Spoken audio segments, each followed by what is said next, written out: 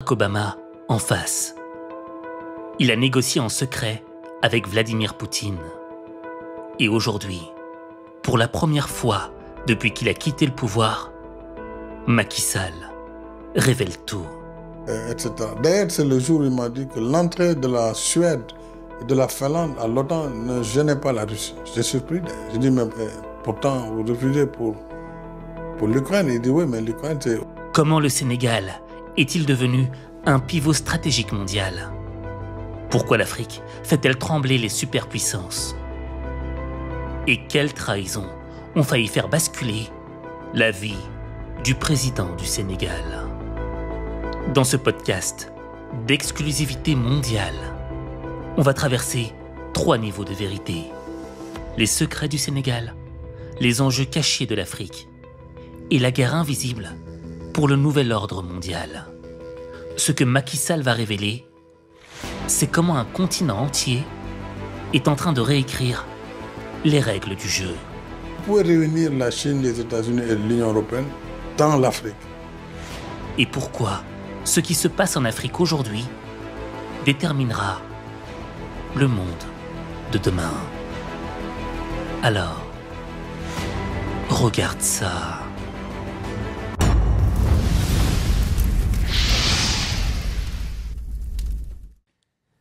Bonjour. Aujourd'hui, dans ce podcast H5 Motivation, je reçois un invité exceptionnel. Votre Excellence, Président Macky Sall, comment allez-vous? Oui, je vais très bien. Je suis très heureux d'être avec toi, Aziz, ici dans cette émission exceptionnelle aussi, H5 Motion. Je vous remercie, Monsieur le Président. Et aujourd'hui, si on vous reçoit, c'est parce que vous avez publié un ouvrage, L'Afrique au cœur, que j'ai eu l'immense honneur de lire en avant-première. Et si je peux donner un petit résumé aux téléspectateurs, ce livre est à la fois un voyage dans l'espace et dans le temps. C'est-à-dire que, dans un premier temps, on voyage à travers votre vie avant d'être président, votre vie lorsque vous êtes devenu président, et même lorsque vous racontez cette histoire où vous avez été à la présidence du Sénégal, on a l'impression d'être dans votre peau et de vivre les mêmes enjeux que vous. Et là, on se dit, mais qu'est-ce que j'aurais fait à sa place? Ensuite, on a cette vision globale du Sénégal. Et ensuite, on voit également cette vision globale de l'Afrique par rapport au monde. Et c'est un vrai voyage dans tous les sens du terme. Et justement, Monsieur le Président, avant de pouvoir entamer notre voyage pour nos téléspectateurs à travers cet ouvrage exceptionnel, j'aimerais que l'on voyage au cœur de qui vous êtes, Monsieur le Président. Et j'aimerais savoir comment a commencé votre histoire. Alors, une question philosophique, difficile en même temps, mais mon histoire est une histoire normale, l'histoire de tout jeune Africain né après les indépendances dans une contrée très connu au Sénégal, le Sine, qui est un royaume qui a été connu pour ses valeurs, des valeurs défendues. Et je suis né issu d'une famille venue du nord du Sénégal, une famille poulard, donc des Peuls, mais qui ont émigré vers le pays sérère. Mes parents se sont installés, mon père dès 1950, à la recherche du travail, comme tout bon migrant. Et s'est installé, finalement, a fondé une famille, a fait venir ma maman, qui était également sa cousine du Nord. Et nous sommes nés d'une fratrie de 5 personnes, dont je suis le deuxième, mais l'aîné masculin, donc un peu le calife de la famille aujourd'hui. Et je suis né dans une famille modeste, mais qui a été éduquée dans les valeurs de civilisation africaine, notamment ce qu'on appelle le Poulagou, c'est-à-dire les valeurs du Peul, qui sont des valeurs de courage, de dignité, d'honneur. Et cela m'a marqué très tôt, ce qui m'a motivé aussi à me battre pour me réaliser, réussir ma vie à travers les études. Et mon père, je me rappelle, me disait toujours, il faut que ton pic ou ta pelle, soit ton stylo, ton bic. Donc, c'est l'étude, les études. Il faut faire les études. Et cela m'a beaucoup motivé. C'est pourquoi j'ai très tôt, évidemment, réussi mes études d'abord primaires, secondaires. Et dès le lycée, j'ai eu une vocation de devenir ingénieur géologue, puisqu'à l'époque, il y avait beaucoup de débats sur les mines de fer du Sénégal oriental. Et cela, en partie, m'a poussé vers la géologie, vers le sous-sol. Alors que mon père aurait souhaité que je sois plutôt un ingénieur agronome, puisqu'il travaillait à l'agriculture. Et leur chef, les agronomes français à l'époque, ils les voyaient comme des devins, tellement pour eux, c'était des gens hors normes. Donc avoir un fils agronome, c'était aussi un grand rêve pour lui. Bah, au lieu du sol, j'ai préféré la logique du sous-sol, donc explorer plus loin. Et je suis devenu donc ingénieur géologue après mon baccalauréat à l'Institut des sciences de la Terre de l'Université Cheikh Anta Diop. Formation que j'ai complétée plus tard quand la société de pétrole m'a recruté, elle m'a envoyé à Paris, à l'École nationale supérieure du pétrole et des moteurs pour faire une spécialité en géophysique pétrolière. Donc cela, globalement, a été ma formation académique. Évidemment, pendant cette formation, je me suis confronté aux idées politiques, très tôt aussi. Puisque je vous disais que je suis né après l'indépendance, et nous sommes les héritiers légitimes des pères de l'indépendance. Ce que Amadou Hampâté-Bâ a appelé les fils aînés du XXe siècle. Ils se sont battus, les Senghor, les Kizerbo. Ils sont très nombreux en Afrique pour la décolonisation, qui ont participé pour certains à la Seconde Guerre mondiale, à la libération de la France. Et de là est parti un vaste mouvement de décolonisation en Afrique. Le mouvement de la négritude est né et aux indépendances, le combat s'est poursuivi sous d'autres formes parce que après les indépendances, on a vu que les systèmes n'avaient pas beaucoup évolué. Et jusqu'aux années 80, où il y a eu un dictat, j'utilise les termes de l'époque, le dictat des institutions de Bretton Woods. Nous avons, nous-mêmes, jeunes étudiants, nous nous sommes battus longuement pour contester cela. Et étant président de la République, je disais une fois à mes amis du Fonds monétaire, imaginez, moi, je me suis souvent engagé en disant non au dictat du Fonds et la Banque mondiale. Aujourd'hui, je suis membre de cette institution. Comme quoi, la vie nous réserve parfois des surprises. Bref, cet héritage nous a plongé dans l'engagement politique précoce. Nous avions un parti unique quasiment jusqu'aux années 80, où il y a eu un peu plus d'élargissement, peu avant quand même. Et notre combat, c'était pour l'alternance. Et c'est pourquoi, très tôt, je me suis engagé, d'abord comme étudiant dans les mouvements de gauche. J'en ai parlé un peu dans cet ouvrage et aussi dans l'ouvrage précédent, Le Sénégal au cœur, où j'ai beaucoup plus développé cet aspect de ma vie militante. Et puis, très tôt aussi, j'ai été fasciné par un homme qui a marqué l'histoire politique du Sénégal, Maître Abdoulaye Wade, un avocat brillantissime, mais qui avait un sens des réalités et qui a vraiment marqué le Sénégal et qui a été l'auteur de la première alternance politique. Donc, je l'ai croisé après mes études et très vite, je me suis engagé auprès de lui. Et il m'a fait confiance dès le premier jour. Nous avons fait un cheminement, 11 ans dans l'opposition ensemble et 7 ans au pouvoir ensemble, 8 ans, avant que naturellement le destin ne nous oppose. Et finalement, j'ai dû le quitter son parti et créer le mien. Et ironie de l'histoire, c'est moi qui vais le remplacer à la tête du pays en 2012. Donc quoi, l'histoire est parfois réserve des surprises. Effectivement. Et justement, Monsieur le Président, moi, ce qui m'intéresse dans votre parcours, c'est ce côté, j'étais ingénieur, je suis devenu président. Et j'aimerais qu'on s'attarde un peu à ce côté ingénieur de votre vie. Et moi, ce qui m'a marqué dans votre ouvrage, c'est cette envie de trouver du pétrole et du gaz au Sénégal. Est-ce que vous pourriez nous parler de cette partie de votre vie ? Oui, avec beaucoup de plaisir, parce qu'en vérité, lorsque j'ai été recruté à Petrosen, en 90-91, le bassin sédimentaire sénégalais avait certes des indices, mais pas très intéressants. Et les compagnies pétrolières, particulièrement les majors, n'avaient aucun intérêt, aucun appétit pour des bassins peu prometteurs comme le nôtre. Nous avions travaillé avec la Mauritanie, la Guinée-Bissau, la Gambie, dans ce qu'on a appelé le MSGBS, Mauritanie, Sénégal, Mali, Gambie, Guinée-Bissau, parce que finalement, nous partageons le même bassin sédimentaire, qui va d'ailleurs jusque vers le sud de l'Algérie, c'est-à-dire le bassin paléozoïque de l'ère primaire. Ce bassin avait du potentiel, gazier en particulier, à côté du bassin de Taodéni.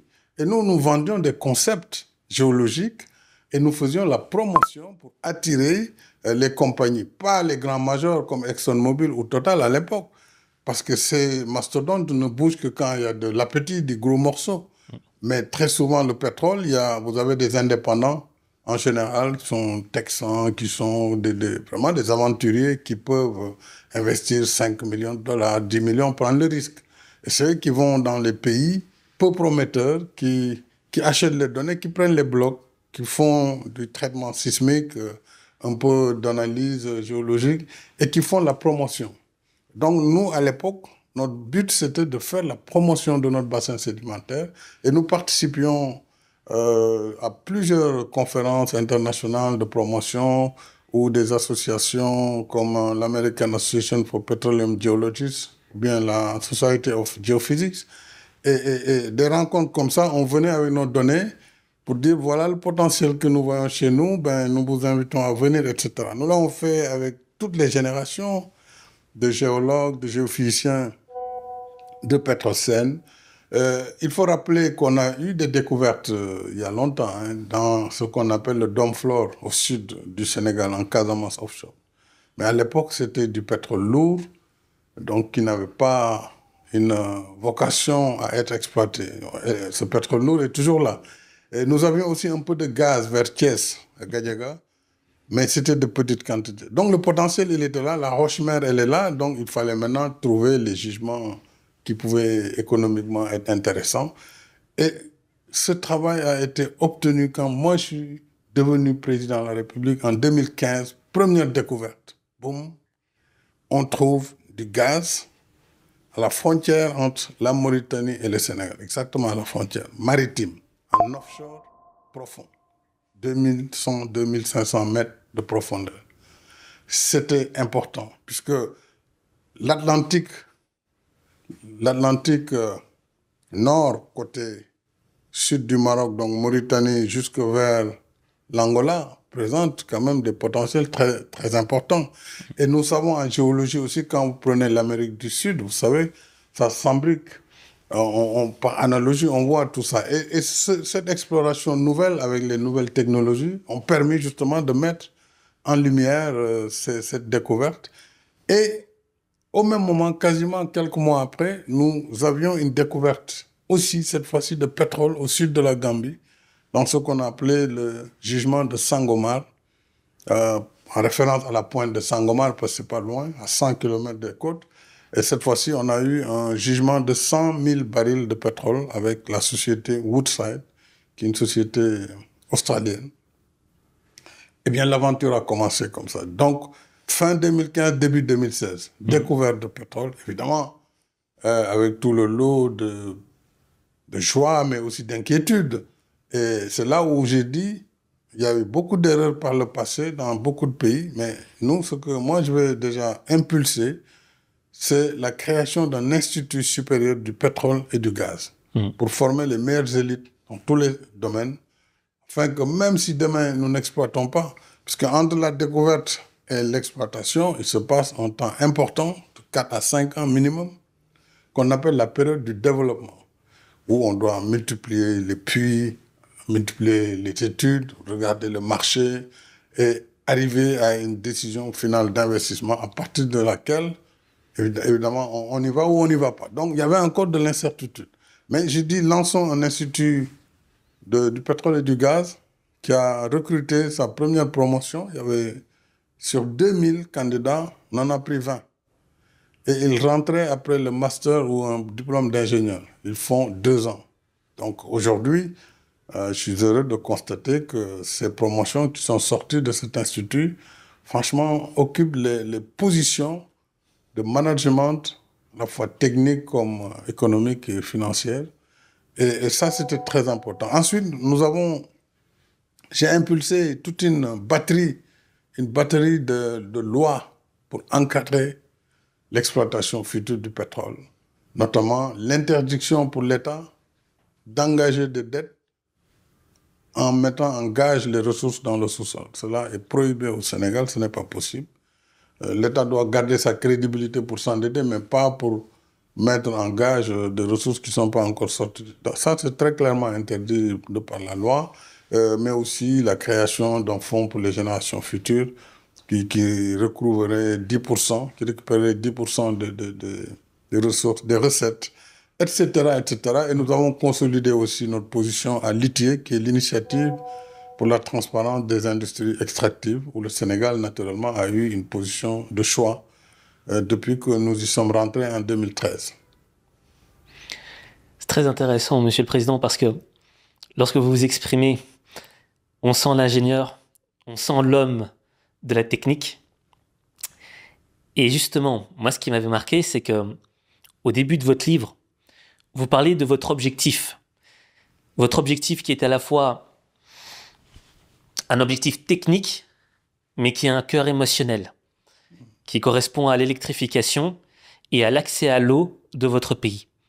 Et moi, j'aimerais savoir, est-ce qu'on pourrait revenir sur l'histoire de l'enfant qui a découvert l'électricité et qui était à vos côtés, cette histoire qui vous a touché, et à partir de cette histoire, comprendre la problématique de l'accès à l'électricité et à l'eau. Oui, c'est une histoire à la fois émouvante et qui marque en réalité le quotidien des populations africaines. J'étais en tournée, comme je le faisais souvent quand j'étais en fonction, dans les régions, ce que j'appelais les conseils présidentiels de développement. Et là, j'étais dans la région du sud-est, la région de Kédougou, qui était l'une des régions les plus éloignées à l'époque, avec très peu d'infrastructures. Et nous avons comblé évidemment ce déficit, notamment un hôpital de dernière génération et un lycée, ainsi que pas mal d'infrastructures de base. Alors c'est dans ce cadre que, étant sur place, il y avait un programme qu'on appelle le PUDC, Programme d'urgence de développement communautaire. Et je vais y revenir sur ce PUDC, puisque c'est moi qui l'ai lancé quand je suis arrivé à la tête du pays, et pourquoi il a été conçu. Et ce programme donc de développement communautaire avait 4 vocations. L'électrification rurale pour les populations, l'accès à l'eau potable et le désenclavement, puisque les villages en réalité sont vulnérables, sont enclavés, et dès les moindres pluies, ils sont coupés du monde. Donc, une politique de désenclavement par des pistes rurales était également une dimension très importante. Et la 4e dimension que j'avais assignée à ce programme, c'était l'allègement des travaux des femmes. Parce que, figurez-vous, et d'ailleurs, je me rappelle toujours de Camara Laye, dans un de ses ouvrages, il racontait, et nous, on nous faisait réciter ça à l'école primaire. Et je vais avoir le plaisir de chanter ça, parce que je l'ai chanté à l'école primaire, tous les jeunes enfants. Et Camara Laye disait, dès que le coq chante, le village s'éveille. Alors, les coqs chantent le jour paraît, tout s'éveille dans le village pour que le bon couscous soit prêt. Femme debout et du courage, pilon pam pam, pilon pam pam, pilon gaiement. Il décrivait donc cette corvée des femmes, et ça n'a pas fini en Afrique. Donc dès la levée du jour, les femmes déjà sont en corvée pour piler le mil. Ensuite, c'est la corvée de l'eau. Ensuite, ça ne finit pas. Et ce programme, j'ai dit, il faut alléger le travail des femmes. Je ne veux plus voir de Sénégalaises qui vont aller piler du mil avec leurs propres mains, alors que nous devons donner des machines des moulins à mil, des moulins à décortiquer, etc., pour que les femmes gagnent plus de temps pour s'occuper d'elles, pour prendre soin d'elles, etc., de leurs enfants, etc. Donc ça, c'était le PUDC. Et le PUDC avait électrifié un village parmi tant d'autres à travers une dorsale électrique qui était un peu le moyen le plus rapide d'étendre l'électrification. Et là, nous étions au village de Tomberonkoto, très connu dans le Kédougou. Et donc, j'arrivais vers 18h pour la mise en service. Et il y avait du monde, les gens étaient gais, mais on attendait encore le signal. Et quand on a donné le signal, le moment est arrivé de toucher au bouton qui devait... Alors, quand la lumière jaillit dans cette obscurité, il y a eu un tel cri strident de cet enfant qui m'a regardé et nos regards se sont croisés. Il était à la fois heureux, mais en même temps émerveillé par cette lumière qu'il voyait soudainement, qu'il n'avait jamais vue auparavant. Et j'ai dit, moi, ce sourire de cet enfant m'a marqué. M'a marqué et m'a donné une profonde satisfaction. D'abord, satisfaction pour comprendre que l'essentiel, finalement, quand on gouverne, ce n'est pas tant les bâtiments. Moi, je suis un bâtisseur. Hein. J'aime bien bâtir des ponts. Mais le plus important, c'est pas ça. Le plus important, c'est le bonheur qu'on peut donner aux populations. Sur des choses basiques, l'électricité, depuis 1800 et quelques, ça a été découvert dans le monde. Il y a encore des contrées qui n'en ont pas. La moitié des Africains n'ont pas encore accès à l'électricité. Donc c'est ça le combat. L'accès à l'eau potable. Vous ouvrez un robinet, c'est un geste manuel en ville. Et l'eau coule. Mais ailleurs, ce n'est pas du tout évident. Donc ce combat-là, pour les accès universels, j'en ai fait mon combat. Et quand j'avais quitté mes fonctions de Premier ministre, que j'avais quitté le pouvoir et je suis rentré dans l'opposition, quand j'ai créé mon parti, je suis allé à la rencontre de mes compatriotes. Et c'est là où j'ai découvert quand même le niveau d'indigence encore, malgré le fait que moi-même j'avais dirigé le gouvernement pendant 3 ans et quelques. J'avais été ministre même de l'énergie avant. Mais je n'étais jamais rentré aussi profond dans le pays. Or, cette fois-ci, j'avais le temps, je partais pour 1 mois, je rentrais dans toutes les contrées et je voyais de façon objective l'absence d'infrastructures de base. Je me suis dit, mais nous, malgré tout ce qu'on a fait, il reste beaucoup à faire. Et c'est là où déjà, en 2009, j'ai dit à mes camarades, écoutez, il nous faut inventer un nouvel ordre de priorité. Ce qu'on a appelé à l'époque dans mon parti un NOP, nouvel ordre de priorité. C'est-à-dire, il faut nous attaquer aux questions de base. L'accès à l'eau potable, l'accès à l'électrification rurale, les pistes de désenclavement et l'allègement des travaux. Ça, c'est un programme, dès mon arrivée au pouvoir, que j'ai conçu et lancé, donc à travers ce programme dit PUDC, qui a été d'ailleurs admis et maintenant adopté par beaucoup de pays en Afrique. Et aux côtés de ce programme PUDC, j'ai créé un autre que j'ai appelé le PUMA. PUMA, un peu comme le PUMA, mais c'est aussi un programme d'urgence. Le PUMA, donc, et de modernisation des axes et territoires frontaliers. Parce que figurez-vous, l'arrière-pays est toujours moins bien fourni. Mais les zones limitrophes, les zones frontalières sont complètement abandonnées à elles-mêmes. Donc ce PUMA avait pour vocation uniquement les zones frontalières. Leur donner des ambulances, apporter l'électrification par solaire, parce que le réseau est trop loin. Maintenant on a rajouté la dimension école, même centre de santé, etc.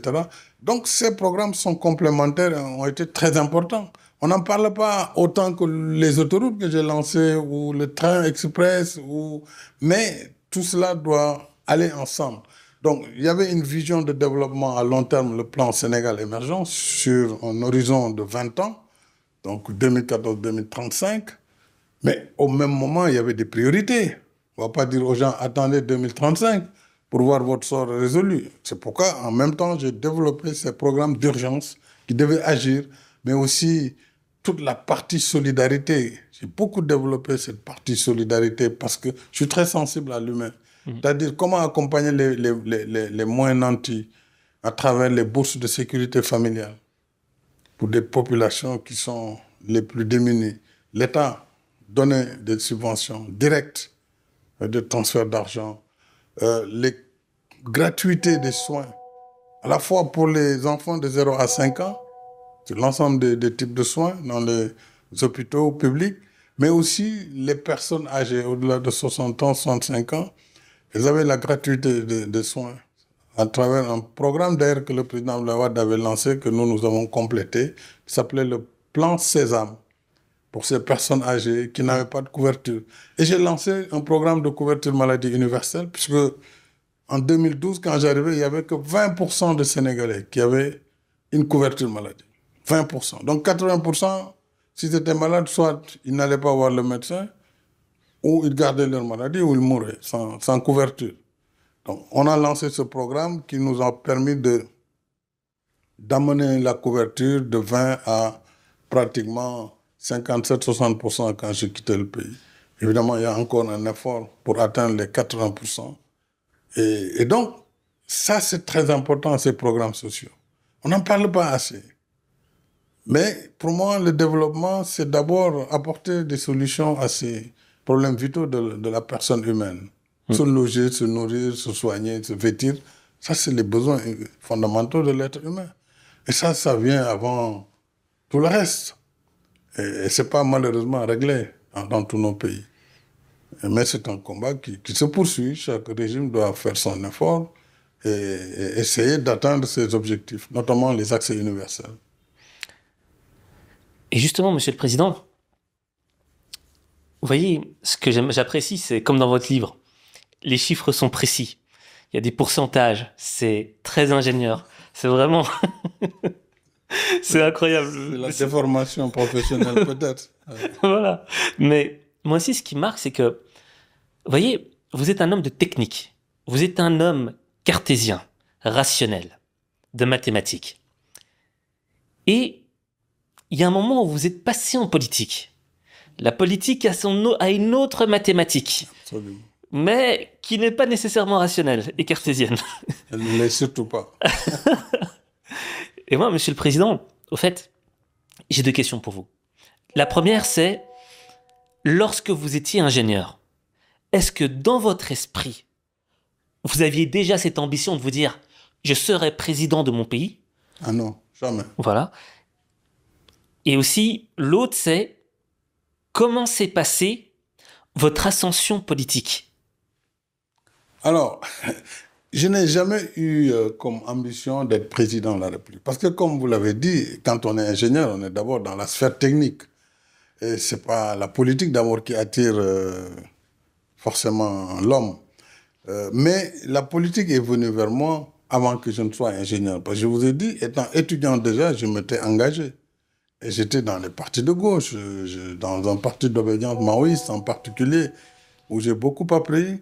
La rhétorique, l'art de parler en public. Je dirigeais des mouvements étudiants, j'étais membre de l'amicale de la faculté des sciences, mais j'ai été le premier président de l'association des élèves ingénieurs de l'Institut des sciences de la Terre. Donc, avant d'être ingénieur, j'étais déjà engagé politiquement. Donc, devenu ingénieur, j'ai continué cet engagement tout en travaillant dans ma société et je suis entré en politique vraiment à gauche, puis en 83, j'ai arrêté avec la gauche, et puis j'ai voté pour Wade, et plus tard, en 89, j'ai adhéré dans son parti, PDS.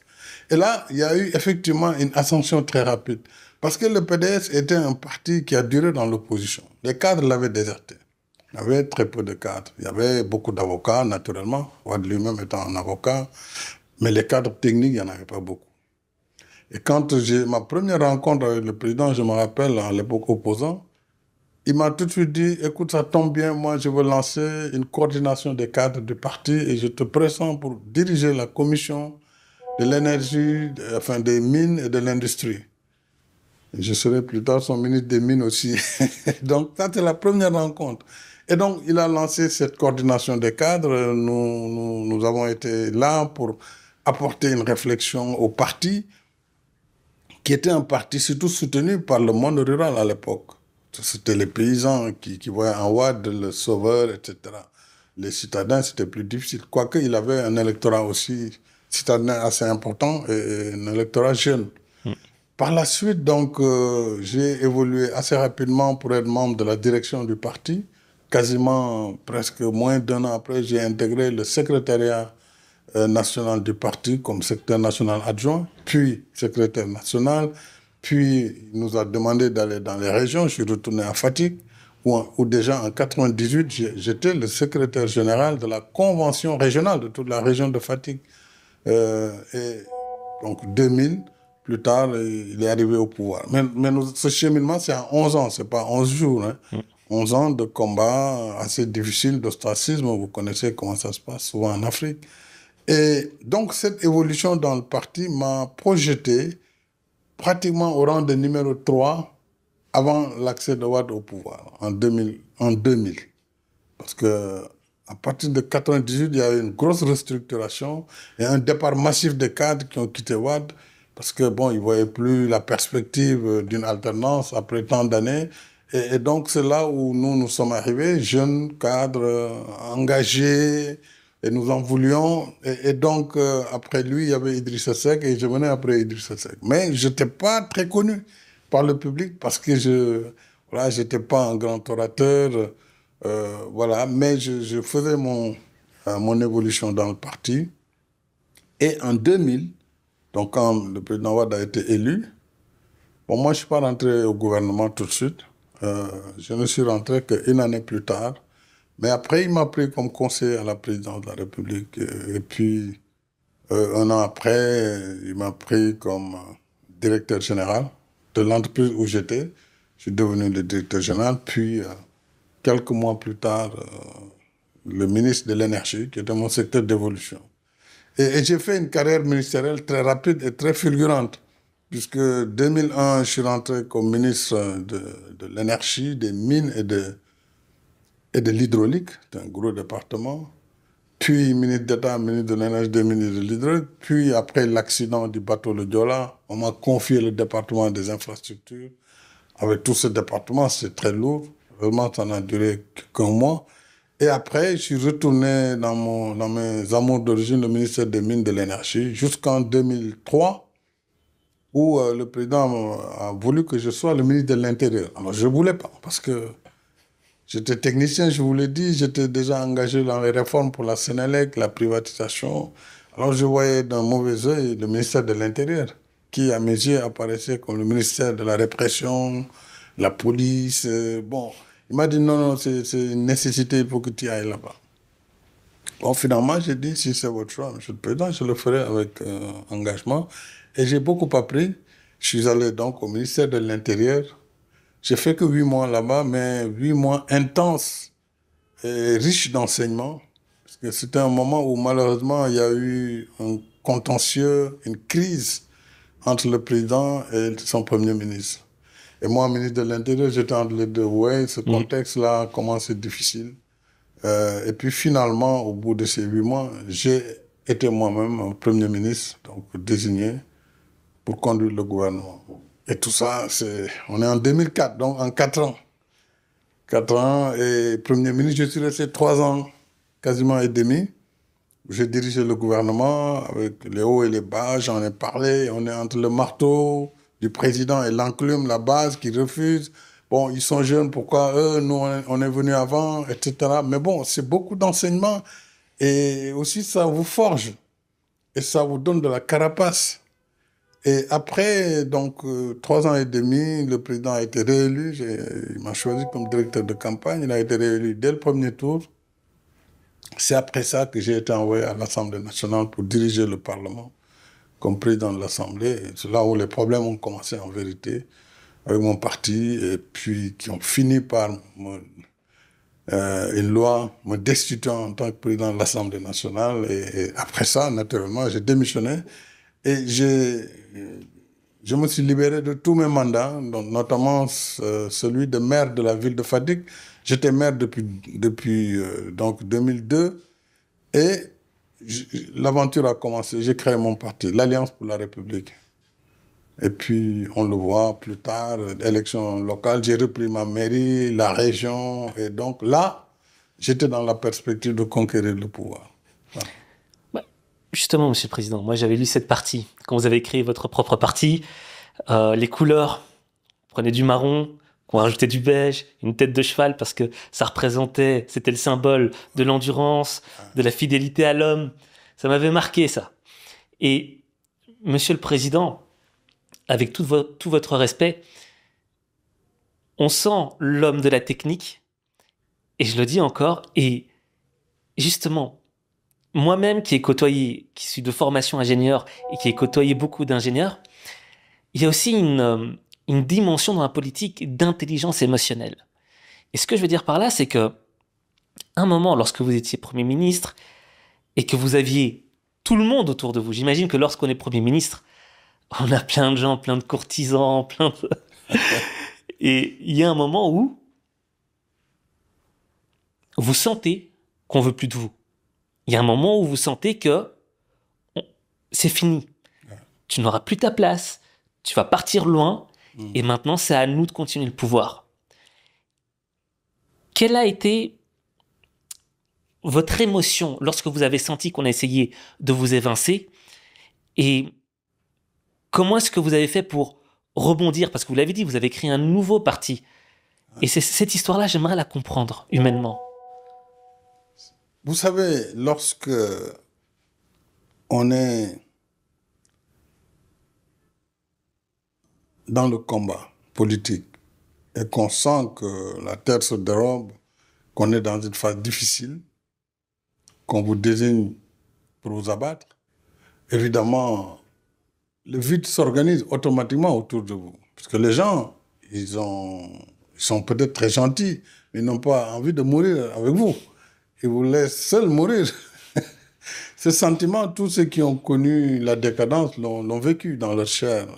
Quand tout va, tout le monde est là, tout le monde est ami, on a beaucoup de copains, on a beaucoup d'amis, mais dès que les choses tournent au vinaigre, ben, il y a très peu de monde qui reste. Ça, je l'ai vécu aussi. Je me rappelle quand je partais en déplacement comme Premier ministre, ben, c'était pas moins de 30 véhicules, 4x4, parce que tous ceux qui venaient, directeurs généraux, autres ministres, trouvaient le prétexte pour vous accompagner en tournée. Les gens se battaient même pour être là. Mais à partir du moment où vous êtes en disgrâce, le président, il n'ose pas se montrer à vos côtés. Et il y avait des scènes surréalistes que j'étais encore à l'Assemblée, quand j'allais à l'aéroport accompagner le président ou à l'accueil, ben, j'étais isolé, seul dans le salon. Les gens, ils allaient vite prendre leur café à côté, ils trouvaient toujours le prétexte pour ne pas être à vos côtés, surtout lorsque le chef était là. Bon, mais à un moment donné, quand vous sentez que le combat est inévitable, qu'il vous est imposé, naturellement, je vous ai parlé des valeurs qu'on a héritées, des valeurs de courage, de dignité et d'honneur. On préfère mourir l'arme à la main que de capituler. Surtout que j'avais le sentiment de n'avoir rien fait de mal. Donc, c'était un combat qui m'est imposé, il fallait l'assumer. Je l'ai assumé sans savoir ce que j'allais devenir. En créant mon parti, j'avoue que je le créais, non pas parce que j'étais convaincu qu'on obtiendrait quoi que ce soit, mais c'était la chose à faire. Et j'ai plongé avec une poignée d'amis qui m'ont accompagné dans cette aventure. Une poignée. Et il fallait y croire, parce que quitter un parti au pouvoir, aller à l'aventure, une opposition qui ne vous aime pas forcément parce que vous incarnez le numéro 2 du régime. Et vous venez leur faire obstacle. Et donc, des deux côtés, vous êtes rejetés. Mais nous l'avons assumé, et par la grâce de Dieu. Quand j'ai d'ailleurs créé le parti, j'ai dit à mes camarades, cette poignée, écoutez, éloignons-nous de toutes les couleurs connues jusque-là. Le vert, c'était les socialistes. Le rouge, c'est les partis marxistes, etc. Le jaune et le bleu, c'était le PDS, mon parti. Donc, trouvons une couleur en dehors de ça. Mais si vous prenez la rose des couleurs, si vous enlevez le bleu, le rouge, le jaune, il reste très peu. Donc, c'est comme ça qu'on a dit, nous voulons prendre la couleur de la terre, qui est le marron, mais c'est une couleur terne. Et c'est lourd. Donc, on a dit, mais le marron tout seul, on a simulé avec l'ordinateur, c'était quand même pas terrible, terrible. Alors, et ma femme était là, je dis, mais nous, on cherche. Elle dit, en tout cas, nous, les femmes, souvent, quand on met du marron, on l'habille avec le marron beige, avec le beige. Donc, au moins, ça nous donne deux couleurs. Et on a mis la tête de cheval parce qu'on voulait un emblème. Un emblème, c'est la tête de cheval. Et qui nous a rappelé le cheval Al-Buraq.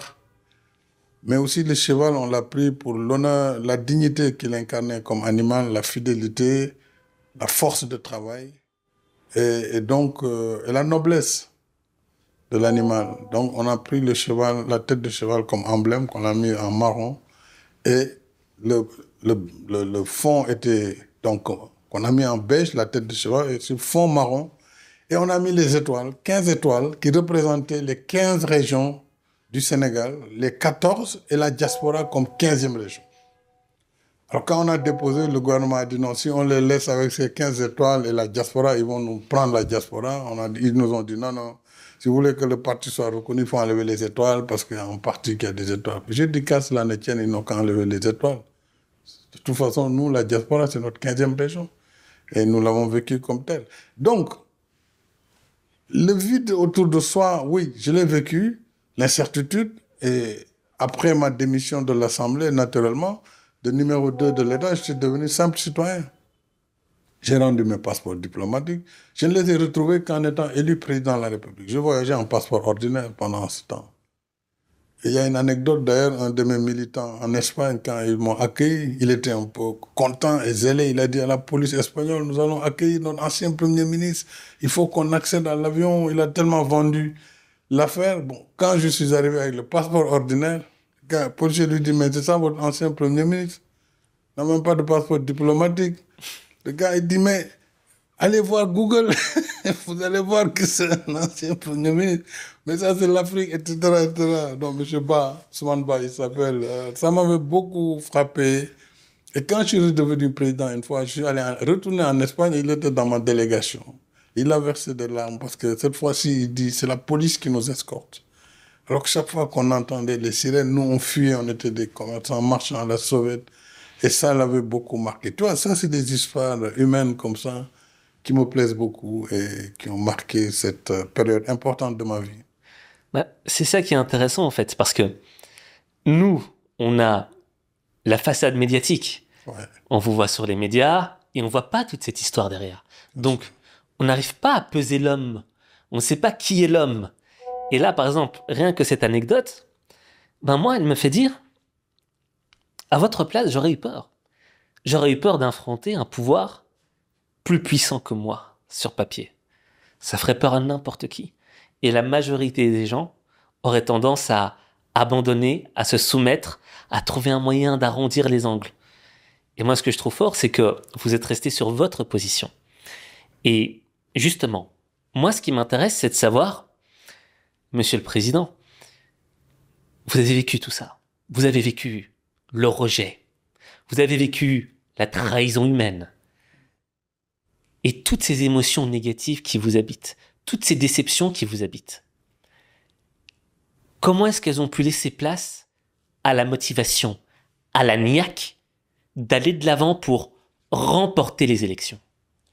Vous savez, lorsque vous vous engagez en politique, vous devez vous départir de tout ce qui est sentiment de revanche, en comprenant que les choses fondamentales pour lesquelles vous vous battez sont de loin plus importantes que les petits crimes entre copains ou les trahisons. Oui, il y a des trahisons tout le temps dans la vie, et à tous les niveaux. Trahison dans les couples, trahison dans les familles, trahison dans les partis politiques, trahison dans les États, dans les gouvernements. Mais ça ne doit pas vous décourager par rapport à l'essentiel de votre combat, l'objectif. Donc, si vous venez, d'ailleurs beaucoup me disent, oui, vous pardonnez toujours. Je dis non, c'est pas que, je n'oublie pas, hein, je n'oublie pas tous ceux qui ont trahi, mais bon, c'est pas essentiel. Parce que l'histoire d'ailleurs ne retient même pas ça. L'histoire retient les progrès qu'on fait faire à son pays. Et donc, si on doit se concentrer sur un tel m'avait fait ça, quand moi j'étais en disgrâce, c'est qu'on n'est pas digne d'assumer le rang de leader qu'on prétend être. Donc, oui, il faut en tenir compte, parce que la nature humaine, elle est ainsi faite. Elle est ainsi faite. Elle est faite de trahison, d'amitié, de fidélité. Ça va de pair. Autant vous avez des gens qui vous trahissent, autant vous avez des gens qui se tuent pour vous. Et parfois qui n'ont même pas d'avantage, qui n'attendent même pas d'avantage.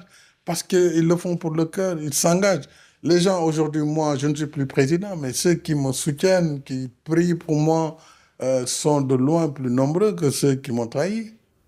Est-ce que je vais me concentrer sur ceux-là qui ont trahi et oublier tous ceux qui se battent quand même, parfois même à mon insu, et qui, parce qu'ils considèrent que, voilà, ils veulent soutenir mon action, et vous voyez tout cela. Donc, dans la vie, moi, j'ai choisi de ne pas m'attarder vraiment sur ces considérations.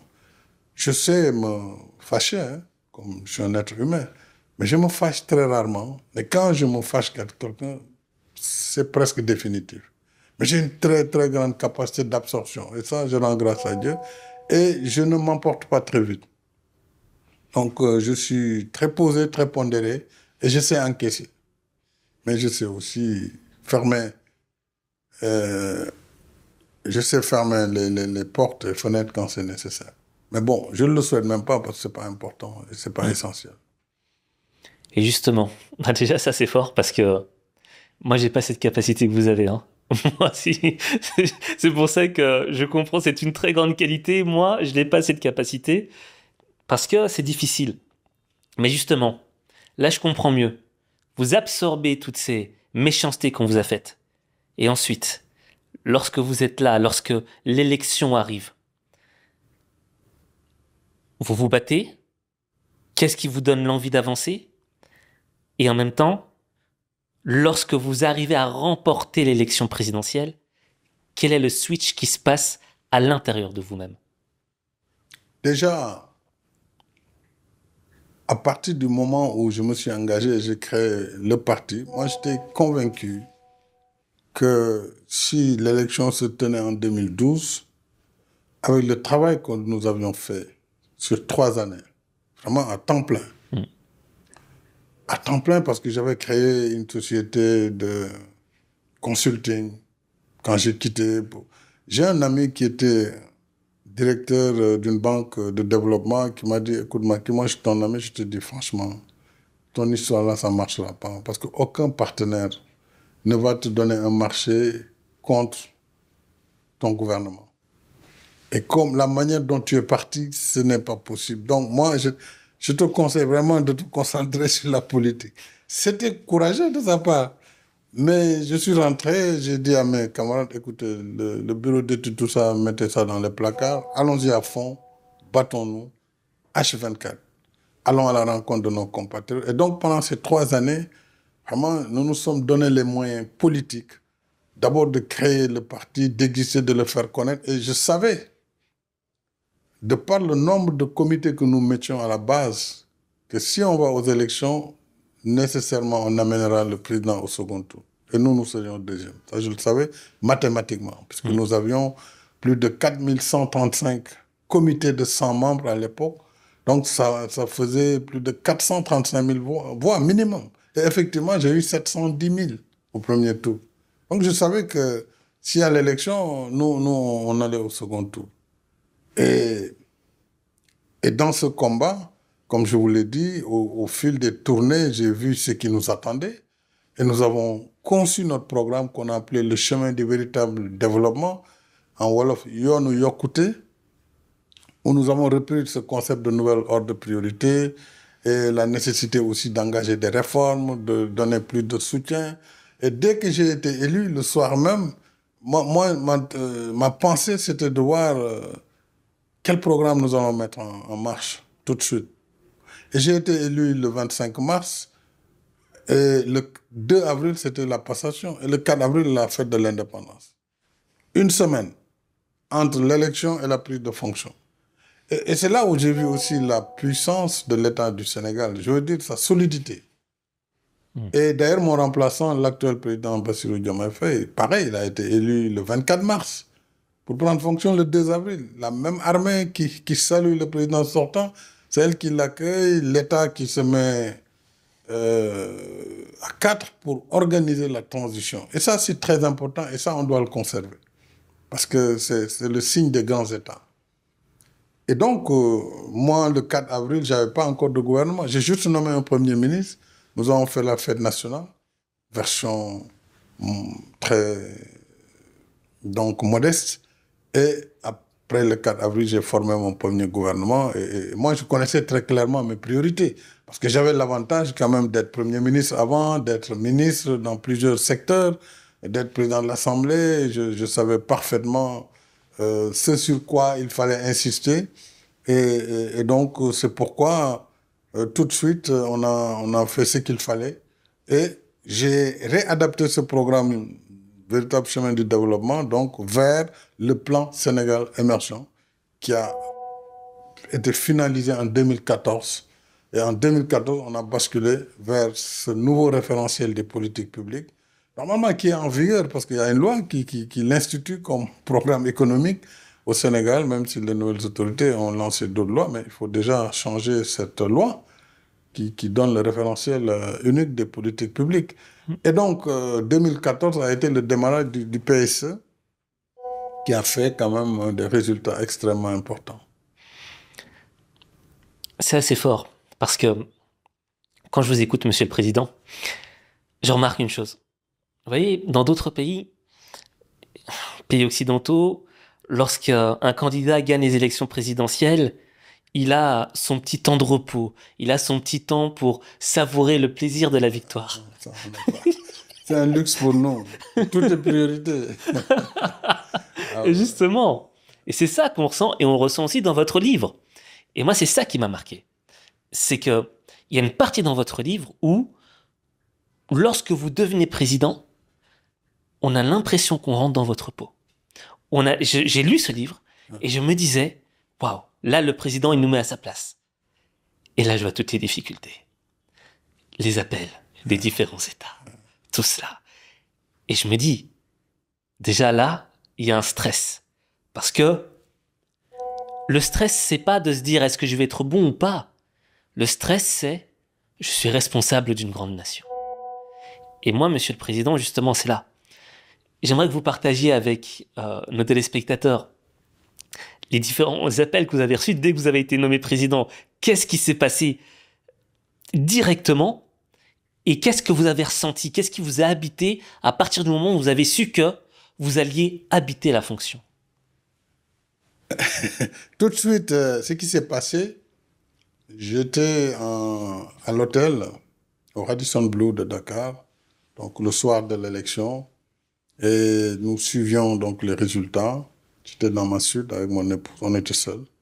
À un moment donné, il y a le représentant de l'Union européenne, qui était le chef de la mission de l'Union européenne, qui est venu me voir. Et vers 21h, 21h30, quand le président Wade m'a appelé, j'ai pris le téléphone, je suis tombé sur Karim, qui m'a salué, qui m'a dit le président voulait te parler, je l'ai remercié. J'ai pris le président Wade au téléphone, il m'a dit Macky, écoute, je dois te dire que les résultats sont sortis et tu as gagné l'élection.